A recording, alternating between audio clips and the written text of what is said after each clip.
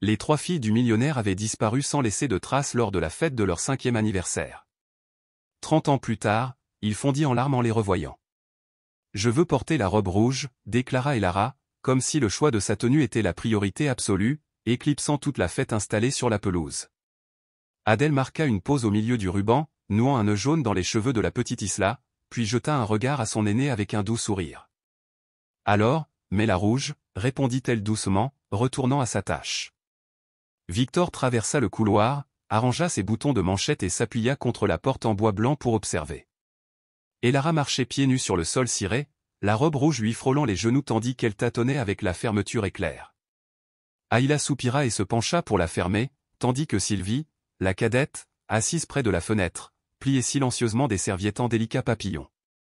Personne ne le lui avait appris, et personne ne lui avait demandé pourquoi. Victor s'agenouilla près d'elle et murmura « À qui donnes-tu ces papillons ?» Sylvie haussa les épaules et lui adressa un sourire entendu.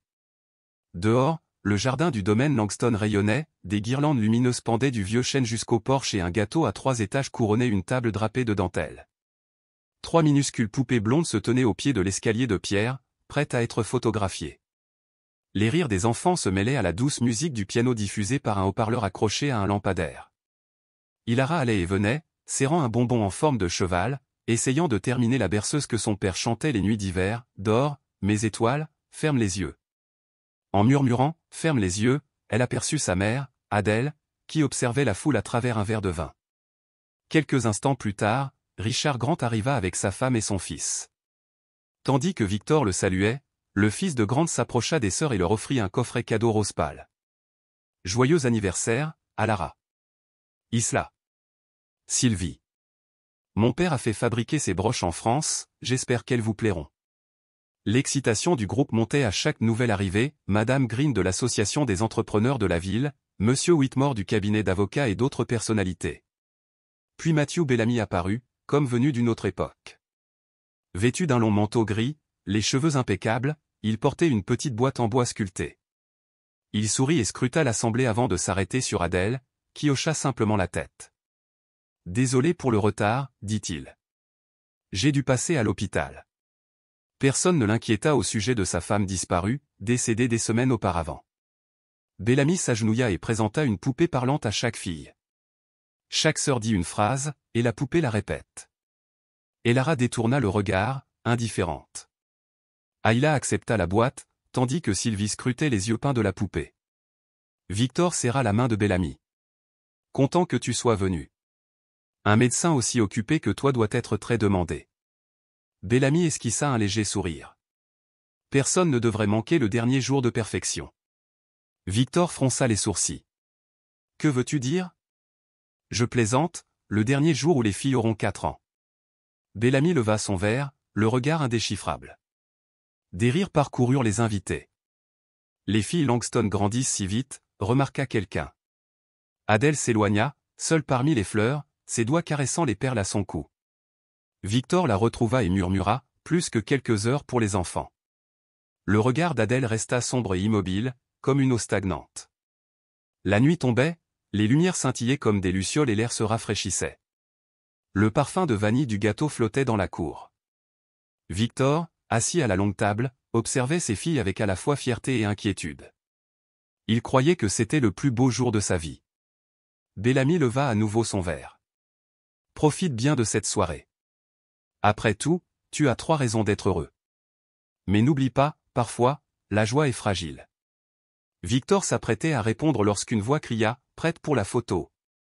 Les filles s'assirent sur le banc au pied de l'escalier où Ilara au centre, Ayla à droite, Sylvie à gauche, leurs visages illuminés par la lumière dorée. L'appareil photo déclencha, 3, 2, 1. Soudain, les lumières vacillèrent. Victor ordonna à un domestique d'enquêter. Il y a peut-être un problème électrique. L'instant se figea, le silence n'était rompu que par les pas précipités du domestique. Veuillez nous excuser pour l'interruption. Veuillez continuer. Les lumières se stabilisèrent tandis que Victor rapprochait Adèle et regardait les sœurs jouer. Moins de 10 minutes plus tard, les rires cessèrent. Les invités retournèrent à la table des gâteaux et ne trouvèrent aucun enfant. « Où sont les filles ?» cria quelqu'un. La voix de Victor se brisa tandis qu'il scrutait la cour vide, Ilara. Ayla. Sylvie? Une poupée de bois gisait face contre terre près de l'escalier, ses yeux de verre fixés sur le ciel gris. Une brise agitait les lumières au-dessus de sa tête. Un jardinier entra en courant, la voix tremblante, « Monsieur Langston, j'ai vu 3 robes flotter devant le mur, je croyais qu'elles jouaient à cache-cache. » La musique s'arrêta et l'air lui-même sembla disparaître. 3 bougies brûlaient sur le gâteau intact, la cire coulant inaperçue. Le banc était vide, aucune trace des filles en rouge, jaune ou bleu. Victor Langston resta figé, les secondes s'étirant comme une éternité. Il s'avança vers le banc, puis vers la porte entr'ouverte du jardin. Son pied effleura un ruban rouge ou le petit nœud qu'il avait noué dans les cheveux d'Ilara moins d'une demi-heure auparavant. Ilara. Ayla.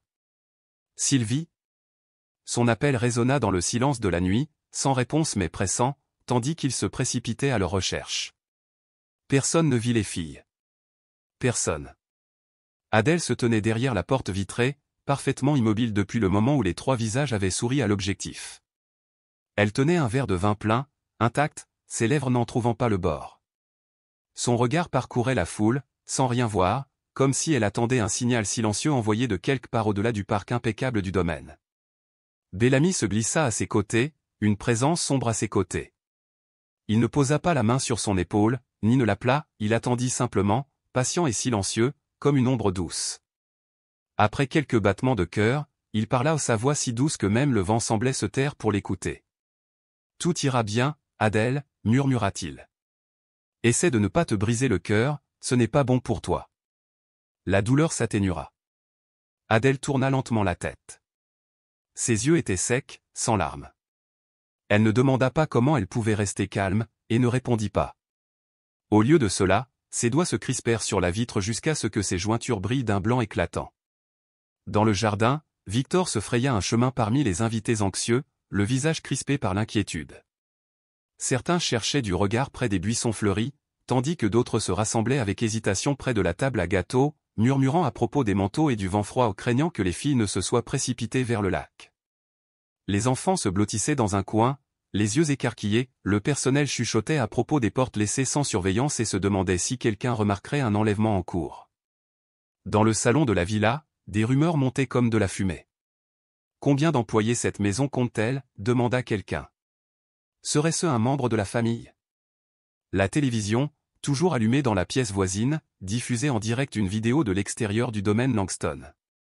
Une journaliste blonde, les paupières lourdes d'eyeliner, livra son verdict glacial, la mystérieuse disparition des 3 filles de Victor Langston ébranlait profondément les autorités locales. À l'écran, Victor lui-même tourna brusquement la tête tandis que les policiers envahissaient le portail orné. À peine 30 minutes après que le premier cri eut brisé la fête, une berline civile grise était arrivée et avait déposé une femme menue, les cheveux soigneusement noués sur la nuque. L'inspectrice Marisol Reyes s'avança à grands pas dans la foule, sans uniforme ni badge, mais avec l'autorité de quelqu'un qui savait exactement ce qu'il fallait faire. Elle ordonna la mise en place d'un périmètre autour du jardin, ordonna au personnel de consigner chaque arrivée et départ, et s'agenouilla près d'un ruban cramoisi attaché à un banc, le regard perdu dans l'obscurité de la lisière du bois. Un serveur s'approcha d'elle, la voix tremblante. « J'ai vu une étrange voiture près de la clôture, je pensais que c'était juste un client. » « Numéro d'immatriculation, description » répondit Reyes sans lever les yeux. Mais avant que plus de détails ne puissent émerger, le chef Rugle arriva, suivi de 2 agents. Son pas solennel étouffa la tension grandissante, figeant tout le monde sur place. « Reculez » ordonna Rugle d'une voix vibrante. « C'est une maison prestigieuse. Nous procédons avec la plus grande prudence. » Avec un air de défi, Reyes lui jeta un regard noir. Les enfants ont disparu depuis moins d'une demi-heure. J'étais le premier sur les lieux. Je sais, interrompit Rugle, mais l'influence de cet homme exige que nous avancions prudemment. Après un long silence, Reyes s'éloigna, notant d'obscures traces de pneus et de légères traces de frottement près du portail nord. Victor ne remarqua rien. Il s'accroupit près du banc, serrant le ruban jusqu'à ce que ses fibres lui entaillent la paume. Aucun sanglot ne lui échappa, seul un silence éloignait instinctivement les gens. Bellamy se tenait près de son épaule, posant cette fois une main douce sur le dos de Victor. « Je connais cette douleur, dit-il à voix basse. J'ai perdu ma fille l'année dernière. Au début, je ne pouvais plus respirer.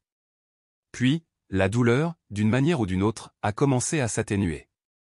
Victor ne se retourna pas. Il fixait les arbres, où les ombres se formaient comme de l'encre. Une goutte de pluie, pâle comme une larme, tomba sur son épaule, aussi silencieuse que le chagrin qui s'était emparé du domaine. Une brise faisait vibrer les guirlandes suspendues aux branches, leurs lueurs vacillant comme des braises mourantes. Victor resserra sa prise sur le ruban.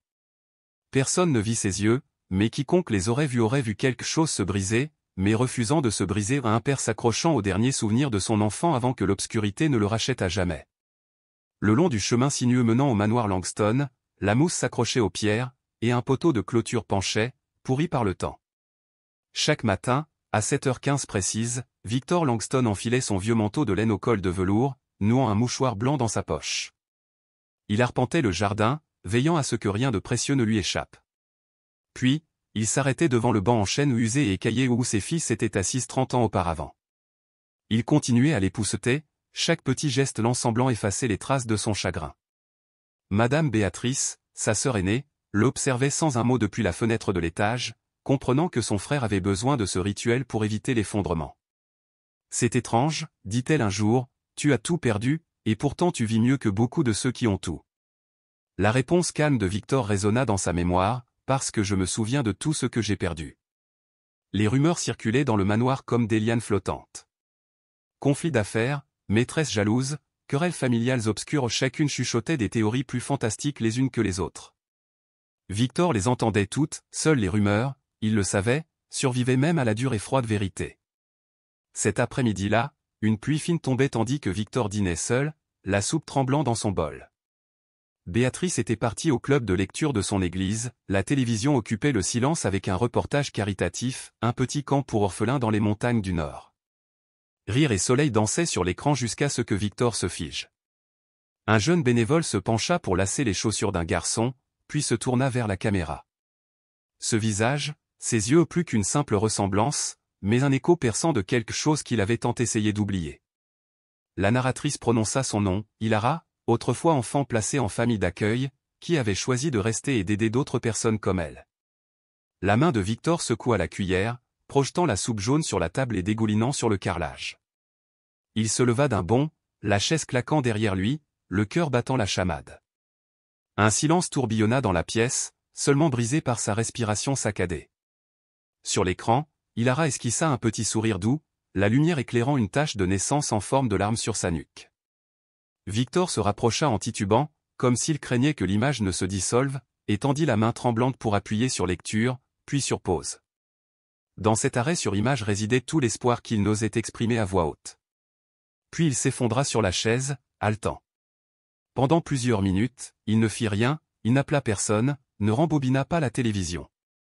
Il resta simplement assis là, les yeux rivés sur l'image figée de la fille dont le visage l'avait hanté tous les jours pendant les 5 premières années d'Hilara. Après un moment, il se leva lentement, chaque pas mesuré comme si le sol lui-même allait se fissurer sous lui.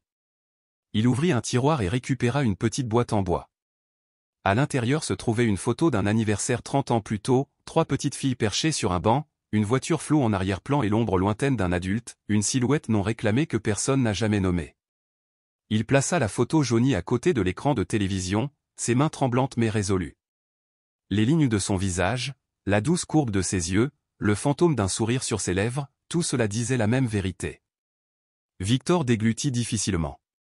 Il ne pleura pas, pourtant quelque chose vacilla dans son regard, pas exactement de l'espoir, mais les premiers frémissements de la vie qui s'agitaient dans un cœur depuis longtemps endormi. Il tendit la main, le doigt tremblant, comme s'il traçait une fracture dans le temps. « C'est toi » murmura-t-il, sa voix s'accrochant comme le vent à travers les feuilles sèches. La vaste maison semblait se pencher, retenant son souffle. Le couloir du rez-de-chaussée se terminait par une porte si proche et pourtant si lointaine qu'elle semblait être une barrière entre lui et ses propres souvenirs. Tout le monde l'appelait la salle de stockage, mais Victor savait mieux que ça. C'était le tombeau où il avait enterré son espoir il y a 3 décennies, et maintenant il allait le déterrer. La porte peinte en blanc portait une rayure en forme de X près de la poignée, gravée il y a longtemps avec une cuillère en plastique. « Je la marque pour pouvoir la retrouver un jour », avait gloussé la petite Hilara, et la famille avait ri jusqu'à ce qu'Adèle la gronde affectueusement. Maintenant, Victor tenait un trousseau de clés délavées, testant chaque clé jusqu'à ce qu'une soit adaptée. La serrure s'ouvrit en gémissant comme de vieux joints par un matin d'hiver. À l'intérieur, une faible lumière jaune scintillait sur un épais tapis de poussière, révélant des centaines d'artefacts d'une autre époque, des cassettes audio, des documents jaunis, des cartes éparpillées, des photographies enroulées et des cahiers débordant de l'écriture serrée et anguleuse du vainqueur, écrite sous le poids de la peur. Au centre de la pièce se dressait une planche de bois grandeur nature. À l'encre rouge, une tache de naissance en forme de larme reliée par des lignes à 3 régions éloignées, 3 théories, 3 filles. J'ai tout gardé, murmura Victor, d'une voix si douce qu'elle semblait destinée uniquement à lui-même. Béatrice se déplaçait silencieusement parmi les reliques. Elle s'arrêta devant une photo d'Hilara à 3 ans, assise sur un parquet, serrant un livre de contes de fées au dos déchiré. Une autre montrait Isla souriante, le gâteau étalé sur le visage de Sylvie. Chaque image était une lame silencieuse qui s'enfonçait dans la mémoire. « Je ne lâche jamais prise, dit-elle d'une voix rauque. Victor secoua la tête, les yeux fixés sur le tableau. J'ai essayé chaque jour de lâcher prise, mais les souvenirs s'accrochent comme des racines, ils ne me libèrent pas, il ferma les yeux, inspirant. Aujourd'hui, je sais qu'ils sont vivants. Il ouvrit un tiroir, en sortit un magnétophone à cassette jauni par le temps et y installa de nouvelles piles. Sa poitrine se soulevait et s'abaissait comme s'il se préparait à affronter une tempête. Clic, bonne nuit, mes chéris. Papa vous aime. Ferme les yeux maintenant, ne laisse pas le dragon gris grimper dans ton lit. Papa est juste là. La voix du jeune vainqueur grésilla, tendre et lointaine. Des rires, des bâillements ensommeillés, puis un silence béni, la berceuse des nuits disparut. Béatrice se détourna, essuyant les larmes de sa manche. Victor appuya sur stop, posant l'enregistreur comme s'il remettait un fragment de son âme en place. Après une longue pause, il demanda, « Sœur, que dois-je faire maintenant ?» Béatrice s'affala sur une chaise, les yeux rouges et immobiles. « Je quitterai cette maison à l'aube. Suivrai la piste jusqu'à cette fille. Si tu as enterré ta vie pour préserver ses souvenirs, alors bats-toi pour récupérer l'un des 3 petits qui t'appelaient autrefois père. » Se battre, répéta-t-il. Je ne suis plus aussi rapide. Mes relations ont disparu, l'argent a disparu. Elle lui prit la main. Tu as toujours la foi, et je suis toujours là. Ces mots s'installèrent en lui comme une promesse. Il se leva, fouilla dans un répertoire défraîchi et composa un vieux numéro. Après quelques sonneries, une voix âgée répondit, « Allô ? Harold, c'est moi, Victor. » Silence. J'ai besoin d'un enquêteur, je crois en avoir trouvé un. À l'autre bout, une chaise grinça. Dis-moi tout. Le regard de Victor se porta sur le tableau d'affichage où une photo d'Hilara, prise sur un écran de télévision, brillait d'une chaleur étrange. Robe rouge en feu, gâteau à la main, décalé dans la chanson d'anniversaire. Une seule punaise rouge le maintenait fermement. Je recommence, dit-il. Et cette fois, j'ai besoin de toi avec moi. Un courant d'air murmura à travers la pièce fermée depuis des décennies, faisant passer la lumière du sépia alors.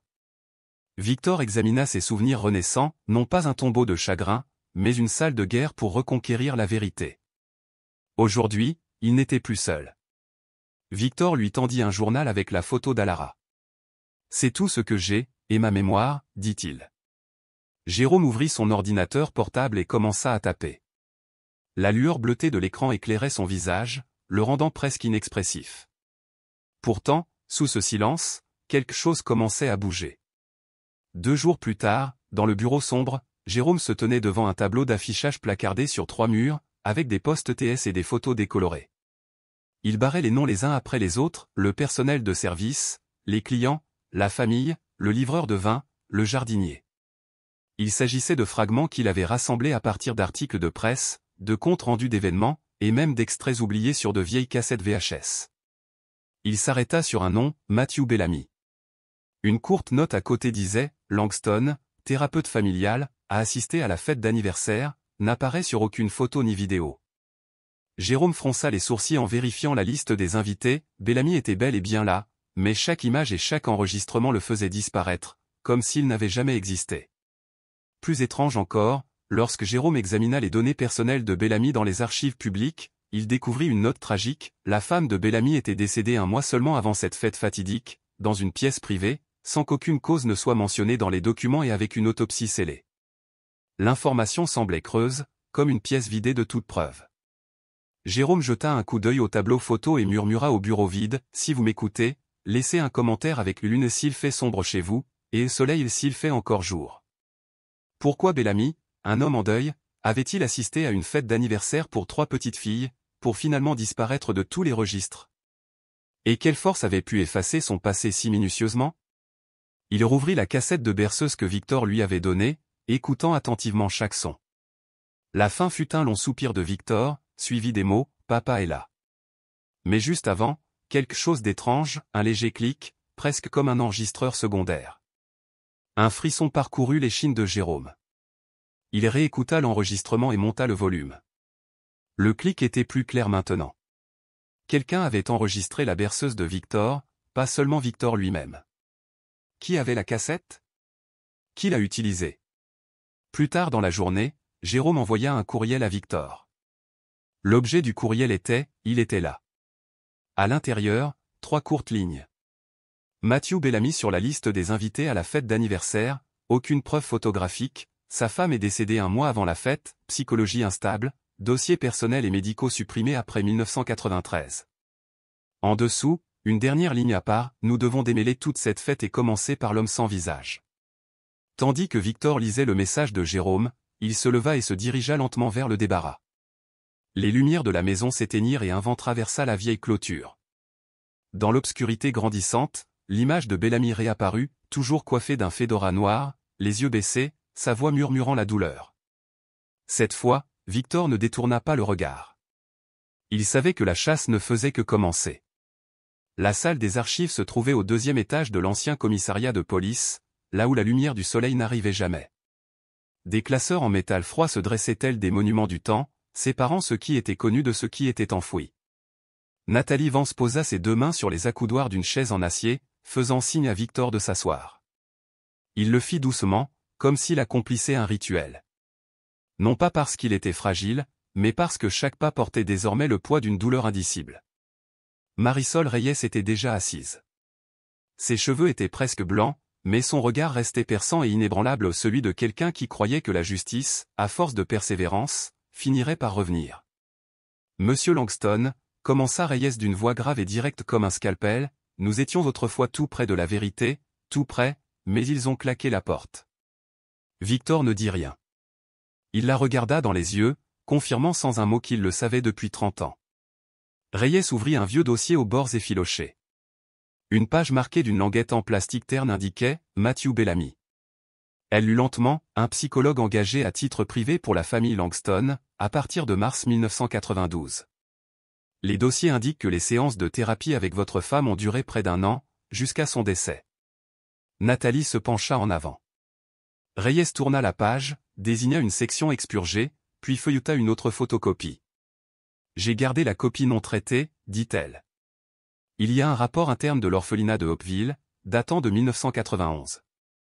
Bellamy a fait l'objet d'une plainte pour comportement inapproprié envers des mineurs lors d'une thérapie de groupe, mais personne n'a poursuivi l'enquête. » Personne.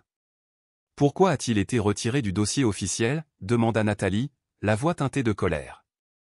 Reyes leva les yeux. Parce qu'il était protégé. Quelqu'un était derrière lui. À ce moment-là, nous n'avions que de la suspicion et de l'instinct.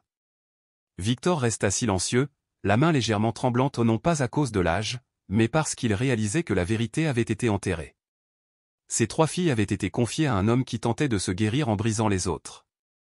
Reyes referma le dossier et sortit une vieille carte. Elle désigna 3 marques rouges, 3 grands refuges caritatifs en activité de 1993 à 1995. Nous avons un jour spéculé sur un cas de traite d'enfants où les enfants n'étant plus dans le pays.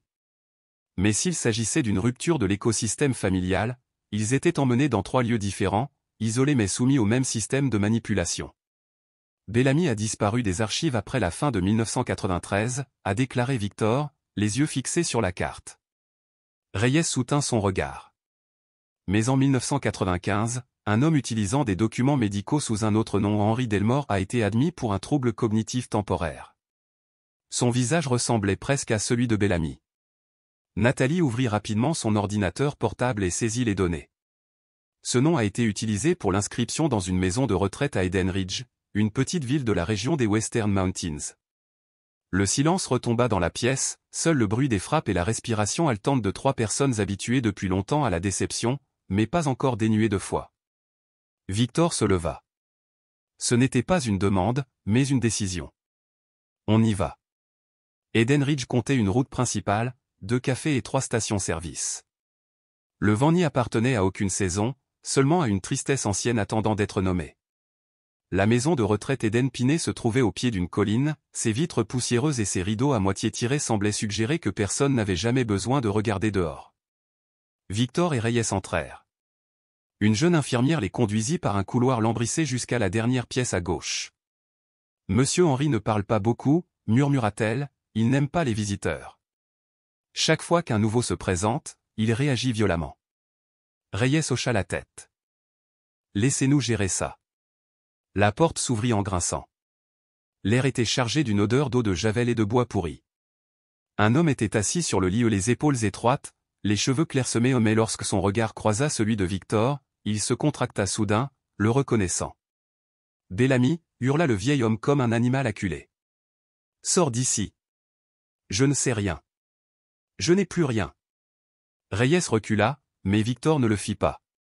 Il s'avança sans crainte, sans hésitation, tel un père privé d'une seule question depuis 30 ans. « Tu me connais et tu sais pourquoi je suis ici » dit Victor d'une voix ferme. Mais lourd comme une dalle de pierre, Bellamy tremblait. « Ils allaient bien, ils étaient aimés, je ne leur ai pas fait de mal. »« La séparation est-elle de l'amour » demanda Victor, chaque mot tombant comme du sang coulant d'un cœur blessé. Reyes s'affala sur la chaise en face de Bellamy. « Nous n'avons besoin que d'une chose, Matthew, un nom, un camp, un souvenir, un seul. » Bellamy tourna son visage vers le mur. Ses yeux étaient humides, que ce soit à cause de la peur, du regret ou de l'illusion d'une âme perdue depuis longtemps, personne ne pouvait le dire. La pièce resta silencieuse pendant ce qui sembla être une éternité. Puis Bellamy murmura. « La voiture, gris argenté. J'ai pris la première voiture pour New Haven, elle a chanté tout le long du trajet. » Victor recula, comme si quelqu'un avait ouvert sa poitrine pour la première fois depuis 30 ans. Un véritable fragment avait été soulevé du sol. Il y a des montagnes dans le nord où le vent ne s'arrête jamais. Il n'est ni fort ni en rafale, mais persistant, comme un soupir retenu depuis des générations. Chaque matin, lorsque le soleil perce timidement à travers les pins imposants, Hilara est déjà réveillée. Elle enfile ses bottes usées, enfile un manteau de laine jusqu'aux genoux et sort. Elle suit le sentier qui mène du camp d'enfants au puits. Le camp de Shelter Pinet n'a rien de spécial, un simple groupe de modestes maisons en bois dans une vallée, la peinture s'écaillant des murs, l'air de jeu défoncé par les rochers et la boue. Mais pour les enfants, c'est le monde entier, et pour Hilara, c'est le seul endroit où elle se sent utile. Sa propre enfance reste une tapisserie de fragments brisés, une berceuse à laquelle il manque des mots, une chaise en bois peinte en rouge, parfois un rire fugace dans un rêve. Mais elle se souvient clairement de la douleur de quelque chose qui manque, pas une chose, mais une personne. 1, 2, 3. Hilara crie en faisant des bulles de savon avec les enfants. Lucas Ortega, un garçon de 8 ans avec une longue cicatrice sur la joue, se tient près d'elle. Il parle rarement, mais il dessine constamment. Ses dessins sont toujours les mêmes, une fille aux ailes argentées debout entre 2 silhouettes sombres, leurs mains jointes derrière elle, une forêt de pins et une maison avec une fenêtre ronde. « Tu m'as encore dessiné » Hilara rit en s'essuyant les mains avec du savon. « Non », Lucas secoue la tête. « C'est ta sœur. Il y en a 3 qui se ressemblent. » Hilara arrête de sourire. « Je n'ai pas de sœur, dit-elle doucement. » Lucas croise son regard et, d'une voix à peine plus haute qu'un murmure, répond « Ce n'est pas vrai. Je l'ai vu dans un rêve, tu as chanté cette chanson, puis ils ont chanté avec toi. » Hilara ne sait pas quoi dire. Elle s'accroupit pour ébouriffer les cheveux de Lucas. « Tu rêves trop » taquine-t-elle.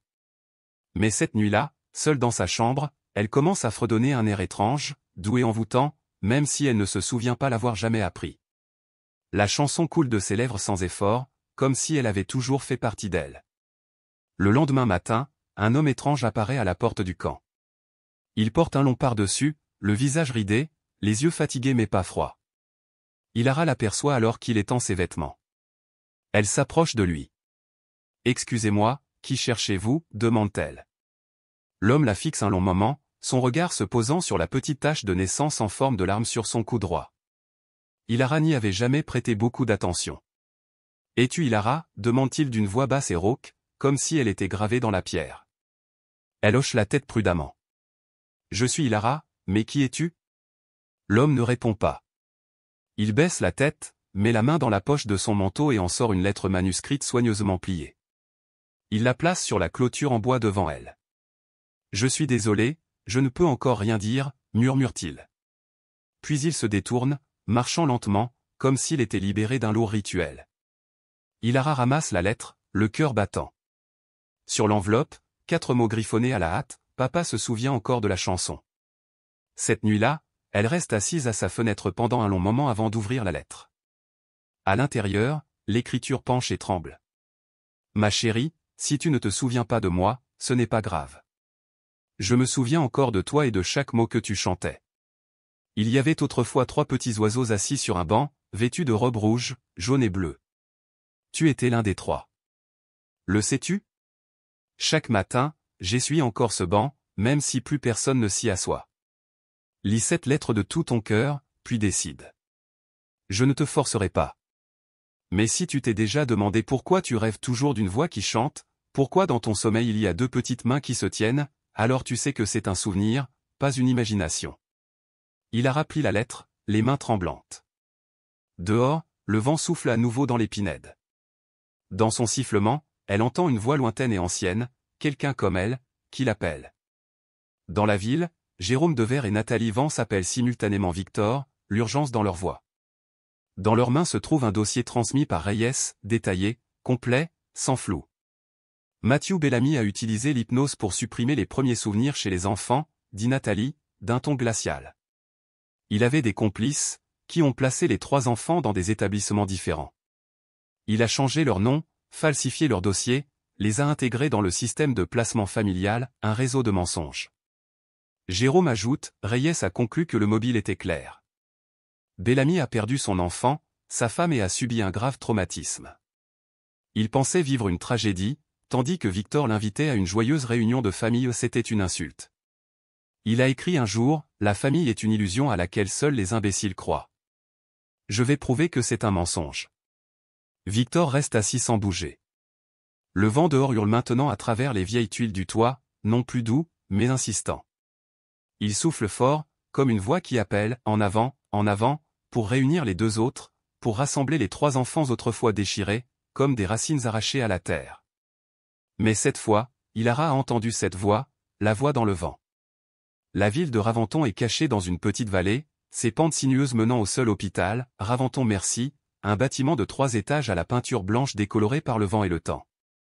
L'hiver n'est pas encore arrivé, mais le froid s'infiltre à travers chaque manche lorsque la rosée du matin s'accroche au vieux toit de tuiles. Les habitants vivent simplement, demandent peu, partagent encore moins. Isla Lorne est l'une d'elles. Elle habite au-dessus d'une ancienne boulangerie, dans un appartement au 2e étage, et descend chaque matin la rue principale pour se rendre à l'hôpital. Infirmière, elle est ponctuelle, soigneuse, méticuleuse jusqu'à la mécanique. Ses collègues disent qu'elle a un regard doux, mais distant, comme si elle attendait toujours quelque chose qu'elle ne peut nommer. Sa salle de garde est parfaitement rangée, pas de photos de famille, seulement quelques tirages monochromes d'une forêt, d'un bord de lac et d'un banc sous un arbre. Isla ignore pourquoi elle a choisi ces photos. Elle s'en sent simplement proche, comme un vieux rêve qui se répète nuit après nuit, avec des enfants qui rient et une robe jaune flottant au soleil. Un après-midi, alors qu'Isla vérifie les dossiers des patients dans l'unité de réveil, Madame Catherine Goldsmith, une personne âgée légèrement sénile, lui saisit soudainement la main. Fille blonde, robe jaune, chuchote la vieille femme, les yeux écarquillés. Je t'ai vu en 1993, en train de pleurer dans la forêt. Sur ta main, une petite tache de naissance. Isla se fige. Que as-tu dit? La vieille femme ferme les yeux. Ce bruit de pleurs, je ne l'ai jamais oublié. J'étais perdu, essayant de retrouver mon chemin vers le vieux camp, quand j'ai vu une petite fille serrant une poupée en bois. Cette fille, c'était toi. Isla s'assoit à côté d'elle, souriant doucement, même si intérieurement elle se défait. Je ne me souviens de rien avant l'âge de 6 ans, admet-elle à voix haute pour la première fois. Tous mes dossiers d'accueil commencent à partir de cette année-là, personne n'existait avant cela. Cette nuit-là, Isla ne rentre pas chez elle. Elle reste à l'hôpital, allongée sur le banc près du bureau administratif, écoutant le doux vrombissement du ventilateur et essayant de rassembler les fragments dans son esprit. Une voix intérieure murmure, c'est de la mémoire, pas de l'imagination. Mais elle ne sait pas de quoi elle se souvient, ni pourquoi cela fait battre son cœur comme ça. 3 jours plus tard, un homme apparaît à la réception. Il porte une chemise froissée, une vieille veste en cuir, porte un porte-documents et ne sourit pas. Jérôme Devers. Il n'a pas dit grand-chose. Il a simplement laissé une enveloppe pour Isla, avec une note qui disait « Il y a quelque chose ici que tu dois savoir ». Ayla se glissa dans la salle de pause et déchira l'enveloppe. À l'intérieur, elle trouva 3 objets. Le premier était une photographie en noir et blanc, une petite fille riante vêtue d'une robe jaune, debout entre 2 autres filles, l'une vêtue de rouge, l'autre de bleu. Une faible légende en bas disait « Ilara Isla Sylvie 5e anniversaire ». Le deuxième élément l'a prise au dépourvu, un dessin d'enfant représentant 3 personnages se tenant la main sous un arbre tentaculaire, une vieille maison se profilant à l'arrière-plan. Les coups de crayon étaient inégaux, mais la scène palpitait d'innocence et de mystère. Le troisième élément était une photo prise sur l'écran de télévision, Ilara, la jeune fille bénévole à Shelter Pinet. Ayla fixait l'image, sa main se posant sur son cou, ses doigts effleurant la tache de naissance familière en forme de larme. La pièce sembla basculer tandis que des larmes lui montaient aux yeux. Elle ne se souvenait pas quand elle avait commencé à pleurer, seulement qu'elle était restée assise un long moment, le regard fixé sur son reflet comme si elle attendait que la jeune fille sur la photo traverse le miroir et crie son nom. Un léger coup à la porte de la salle de garde la fit bondir dans le dos. Victor Langston se tenait juste derrière le seuil, plus âgé maintenant, les cheveux gris, les yeux remplis d'un désir qu'Ayla n'avait jamais vu auparavant. Il n'entra pas. Au lieu de cela, il resta dans l'embrasure de la porte, les mains jointes devant lui, la tête baissée. Des larmes traçaient des sillons silencieux sur ses joues. « Je suis désolé, dit-il doucement. Je n'ai pas pu te protéger. » Ayla ne répondit pas. Elle se leva et marcha vers lui, mais s'arrêta à quelques pas. « Pourquoi » murmura-t-elle. « Pourquoi ai-je vécu une vie que je n'ai pas choisie ?» Victor resta silencieux un instant, puis sortit quelque chose de la poche de son manteau, une vieille poupée en bois décolorée. « C'est la seule chose que tu n'as pas lâchée en quittant la maison, » expliqua-t-il d'une voix tremblante. « C'est tout ce qu'il me reste à te donner maintenant. » Ayla accepta la poupée. Ses larmes séchèrent, mais ses yeux brillèrent comme si un glacier s'était fissuré, permettant aux eaux chaudes de couler à nouveau. Dehors, Jérôme surveillait la porte. Il envoya un texto à Nathalie, « J'ai trouvé le 2e morceau Ayla Langston. » Nathalie répondit, « Bien. Garde-les près de toi. Il nous manque encore un morceau, une âme perdue de plus qui attend d'être nommée. » Mais aujourd'hui, dans cette petite ville de montagne, entre une jeune infirmière et un père vieillissant, un fragment de vérité était revenu. Le monastère Saint-Marcel niché parmi les sommets du sud, ses tuiles brun rougeâtres couvertes de mousse et ses murs de pierre usés par le temps murmuraient des histoires d'autrefois. L'hiver n'était pas encore arrivé, mais le vent apportait un froid, mêlé à la cendre de bois et à l'écho des cloches de la chapelle. Seuls quelques enfants vivaient ici, abandonnés à la naissance et élevés par des sœurs aimantes. Sylvie, une fille chaleureuse et calme, avait grandi entre ces murs depuis l'âge de 5 ans. Elle n'avait pas de nom de famille, pas d'acte de naissance original, seulement un nom sur un bout de papier glissé dans un panier en osier, Sylvie. Dans ses jeunes années, elle se réveillait souvent de cauchemars où elle voyait 3 petites filles sur un vieux banc, habillées de rouge, de jaune et de bleu. L'une riait, l'autre murmurait, la 3e pleurait. Elle n'en parlait jamais, dessinait simplement la scène dans son journal à l'aide d'un symbole secret, 3 cercles entrelacés, une ligne droite et un carré en dessous. Un jour, sœur Julienne demanda, « Tu dessines encore ces 3 cercles, toujours 3. » Sylvie hocha la tête, distante. « Je ne sais pas pourquoi. Je le sens, c'est tout. » Quand Sylvie avait 8 ans, elle lança pendant le souper, « Papa va me chanter une chanson pour m'endormir. » Elle tressaillit, déconcertée par ses propres mots. Sœur Julienne gardait cette phrase dans son cœur, convaincue que la mémoire d'un enfant ne ment jamais. En octobre, Miguel Sandoval est arrivé comme nouveau cuisinier à un homme discret qui aimait la musique classique et les vieux journaux. Un soir, alors qu'il essuyait la cuisine, il a regardé un reportage, Victor Langston, filmé en train de poser la même question à tous les centres de bienfaisance, « Avez-vous vu mon enfant ?» Miguel s'est figé. Des années auparavant, dans un autre orphelinat, il avait rencontré Victor. Tenant une vieille photo que Victor lui avait donnée un jour aux 3 filles en rouge, jaune et bleu sur un banc, l'ombre d'un homme se profilant derrière l'appareil. Miguel entra dans le bureau de sœur Julienne. Sans un mot, il la présenta à Sylvie. Sa main trembla. Ses lèvres formèrent lentement 3 mots, ban, long. Et une larme coula sur sa joue. Cette nuit-là, dans une petite pièce à l'extérieur de la chapelle, Sylvie ouvrit son journal et redessina les symboles, cette fois avec des visages dans les cercles et elle-même au centre. À plus de 100 kilomètres de là, Victor Langston s'approcha de l'hôpital psychiatrique où Matthew Bellamy attendait son procès. Bellamy, menotté, les yeux creux, les cheveux argentés, avait volé non seulement 3 enfants, mais 30 ans de la vie de Victor. Victor fixa l'homme qui, aux côtés du shérif ruglé du juge Elliot Monroe, avait rejeté tous les appels à l'aide. « Je suppose que tu es venu pour m'entendre m'excuser, ricana Bellamy. Je ne le ferai pas. Tu méritais tout ce qui est arrivé. » Les poings de Victor se serrèrent, les jointures blanchies. Bellamy se pencha en arrière, la voix légère, « J'ai perdu ma femme, mon enfant. 1 mois plus tard, tu m'as invité à la fête d'anniversaire de ta famille. » Ils ont ri. Ils ont chanté. Ça a été comme une gifle, alors j'ai rendu l'appareil. Tu es le démon, je ne suis que l'ombre de ce que tu as affiché. Debout devant son adversaire, Victor comprit que certains crimes n'ont pas besoin de raison, ils naissent de l'envie, d'une haine silencieuse. Sais-tu que ces 3 enfants chantent encore cette berceuse, demanda-t-il. Même si on efface leur nom, leurs souvenirs, la chanson demeure. Bellamy ferma les yeux et ne dit plus rien. La colline de Langston était baignée d'une lumière dorée pâle, comme de la poussière se déposant sur la mémoire.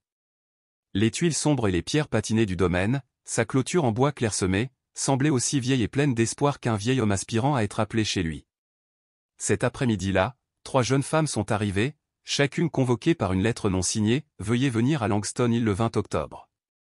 Quelque chose qui vous appartient et votre avenir vous attend ici. » Hilara arriva la première, les yeux fixés sur la grande maison, son long pull et son sac fourre-tout se balançant à chaque pas. Il la suivit, se déplaçant lentement comme si chaque pierre sous ses pieds portait un fragment de mémoire.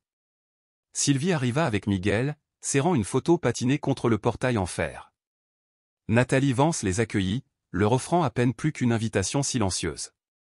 Les 3 s'assirent sur le banc même où tant de choses avaient commencé, le siège en chêne que Victor avait poli chaque matin pendant 30 ans. Le salon était silencieux. La lumière de l'après-midi traversait la fenêtre, les peignant d'un or chaud. Dans un coin éloigné, Victor tenait un vieux magnétophone à cassette, le même qu'il utilisait pour chanter des berceuses à sa fille chaque soir. Il appuya sur lecture. L'électricité statique et l'âge crépitèrent avant qu'une mélodie familière ne s'élève. « Dors bien, mes chéris, papa t'aime, ferme les yeux maintenant. » Les yeux d'Hilara s'écarquillèrent. Ses lèvres s'entr'ouvrirent, fredonnant une douce note. Ayla tendit la main vers Hilara. Sylvie expira doucement. Le contact ressemblait moins à un contact qu'à une reconnaissance. Tandis que la mélodie se tissait autour d'eux, 3 cœurs s'agitèrent. Une à une, des voix hésitantes se joignirent à la mélodie, puis fusionnèrent en une seule harmonie imparfaite. Aucun ne chanta tous les mots, mais la chanson était entière, tirée d'une mémoire plus profonde que n'importe lequel de leurs esprits. Quand le coucher du soleil peignit les murs d'une lueur de nuit, Ayla murmura, « On s'asseyait ici, n'est-ce pas ?» Victor se leva et s'approcha d'eux, le vent agitant le rideau derrière lui. « Je ne veux pas vous forcer à croire ce dont vous ne vous souvenez pas, » dit-il d'une voix rauque. « Mais si quelque chose vous touche, laissez parler cette image. » Il posa une photo décolorée sur la table. Hilara tendit la main et toucha son bord. Les yeux de Sylvie se remplirent de larmes. Elles se virent là, 3 petites filles en rouge, jaune et bleu, riant sur ce même banc, un grand gâteau entre elles, et l'homme qui chantait des berceuses tous les soirs. Soudain, des souvenirs ont surgi, pas complets dans les détails, mais vifs dans les sentiments, des rires résonnant dans le jardin, de petites mains se tirant les unes les autres, la lueur des bougies d'un gâteau d'anniversaire à 2 étages. Tout à coup, 3 femmes ont pleuré à l'unisson, leurs larmes réparant des âmes autrefois déchirées. Victor resta silencieux, les larmes luisantes mais toujours là, comprenant enfin que la cruauté ne peut enterrer l'amour. Sa famille était à nouveau entière, non pas grâce à des preuves ou un verdict, mais grâce à un lien plus vieux que la mémoire. 3 pièces de puzzle, 3 vies, 3 âmes autrefois perdues, maintenant réunies. Peut-être quand chacun de nous se trouve des souvenirs enfouis, des questions sans réponse et des connexions oubliées, attendant toujours d'être rappelées. Avez-vous déjà entendu une vieille chanson et senti votre cœur la reconnaître avant votre esprit? Si jamais cela vous arrive, puissiez-vous accueillir cet appel et vous retrouver une fois de plus.